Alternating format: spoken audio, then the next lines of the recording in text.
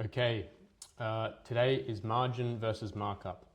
I've been meaning to make this one for a little while, but I was prompted because I was actually on another accountant's website just browsing some of their material, and they had a margin calculator tool, and it's actually wrong. They had actually confused margin and markup, which, look, it's a pretty common error to confuse the two. The key point is they are not the same thing. And if you confuse them, you're probably undercharging. If you mix up, if you think you're achieving a 30% margin, but you're actually applying a 30% markup, your margin's not 30%, it's 23%. Okay, so today we're going to go through the difference, what they mean, and how to calculate it.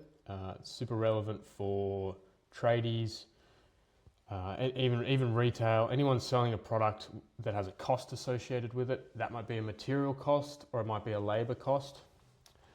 But typically you'll see this when you've got material costs, maybe you're a tradie and you're adding a markup to those material costs, and you think that's your margin, but it's not. So let's roll through it. And often you might hear the guy down the road is charging a 35% markup on his material, and you just sort of copy that because you say, hey, that's the going rate. I'm going to do the same thing on that particular job or that particular material. But he might be confused. He might have meant to say margin, but he actually said markup. He might not know the difference himself. So just beware of who you're sort of taking tips from with this stuff. So let's define them. Markup is what you add to your costs to arrive at your selling price. Margin is the portion of the final sale price that is profit. So it's your profit on the total sale. Now let's just take this first example here, and this should make the point clear. Let's say you're doing a job, your material cost is $1,000, okay? You add a 35% markup. So we take the base price and we add 35%. That gets us to our selling price of $1,350. Okay. But let's just think about it. What's the profit? The profit is our selling price minus our cost, which is $350.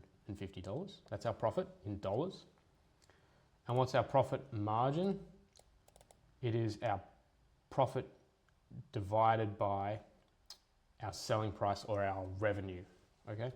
And you can see there, it's 26%. It's not 35%. It's way lower than your markup. And this makes sense. The easiest way to work this out is probably just to look at a really obvious example where we have 100% markup, okay? So let's just say we have a material cost of $1,000. If we add 100% markup, we are doubling our price, okay, to $2,000, and we're going to sell at $2,000. You can't have a 100% margin. That would mean you would have zero costs and it would be all pure profit. Now, some sort of software businesses might come close, but if we've got $1,000 worth of material, we double the price, so we mark it up by 100% to $2,000. Let's think about what's our profit. It's half, right? It's $1,000 worth of profit. Revenue minus cost. That gives you a 50% margin. So you can see here the margin is actually half of the markup in this case. And that should make it obvious that the two things are not the same. Now, if we want to go the other way and say, all right, we are targeting a profit margin, and this is how I recommend you think. You should target a margin rather than a markup. That way you're always thinking in the terms that sort of match back to the profit and loss and match back to the business goals and the profit goals that we set. So let's say we have a target profit margin of 35% and we have a material cost still $1,000. How do we get to our selling price? So our selling price is 1,538. To get to our selling price, we have to divide by 1 minus the margin. So in this case, we're dividing the material cost by 65%. We're saying the material cost is 65% of something else. being the sale price. And if the material cost is 65%, that leaves 30% as our profit margin, okay? So in this case, let's think about what the profit is, okay? We sell for 1,538. The cost was 1,000. That leaves us with $538 worth of profit, which is our profit margin, 35% of the sale price, okay? So we're sort of working backwards there. I understand that can get a little bit confusing, which is why we should always do a few things, okay? And so the key takeaways here, understand the difference, they're not the same. Price for a target margin, not a target markup, and that's what I'm talking about here. If we keep thinking in terms of the margin, we force ourselves to do this math, we will better understand our jobs, we'll better understand our costs, and this might solve the problem as to, you think you're making more profit and you're actually not. I mean, this is a great sort of obvious point. Double check your quotes. So do your quote and check it before you send it out. Get your phone out and use your phone calculator and work it out. And you should be able to get back to your target margin. And if you haven't, maybe you just made a simple mistake and you can fix it up before the quote goes out. Highly recommend that. Back cost your jobs.